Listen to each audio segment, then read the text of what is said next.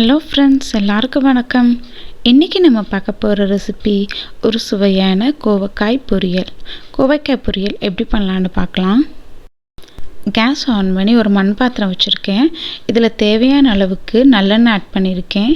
எண்ணெய் சூடானதும் 1/4 டீஸ்பூன் கடுகு, 1/4 டீஸ்பூன் ஜீரகம், ஒரு 10 to 15 சின்ன வெங்காயத்தை இந்த மாதிரி நீளவாக்கில் கட் பண்ணி இது கூட சேர்த்துக்கலாம்.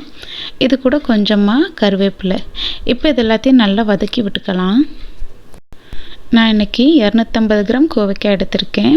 இது நல்லா வாஷ் பண்ணிவிட்டு இந்த மாதிரி ரவுண்டாக கட் பண்ணி இது கூட சேர்த்துக்கலாம். இந்த கோவக்காயோட பச்சை வாசனை போகிறதுக்கு ஒரு 2 நிமிஷம் நல்லா வதக்கி விட்டுக்கலாம்.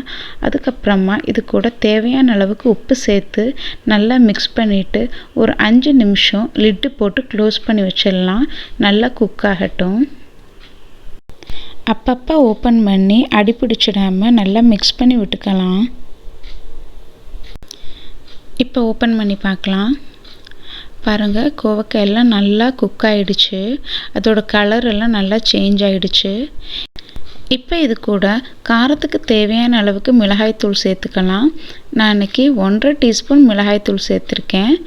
1 டீஸ்பூன் கொத்தமல்லி தூள், 1/4 டீஸ்பூன் மஞ்சள் தூள். இப்போ இது எல்லாத்தையும் நல்லா வதக்கி விட்டுக்கலாம்.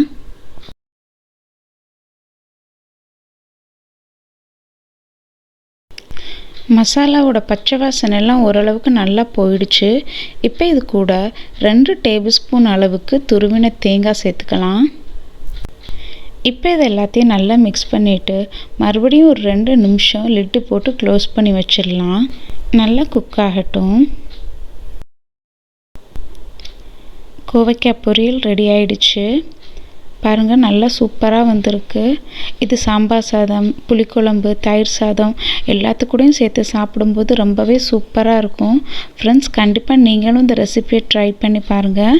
உங்களுக்கு இந்த ரெசிபி பிடிச்சிருந்ததுன்னா மறக்காமல் நம்ம சேனலுக்கு சப்ஸ்கிரைப் பண்ணுங்கள். தேங்க்யூ.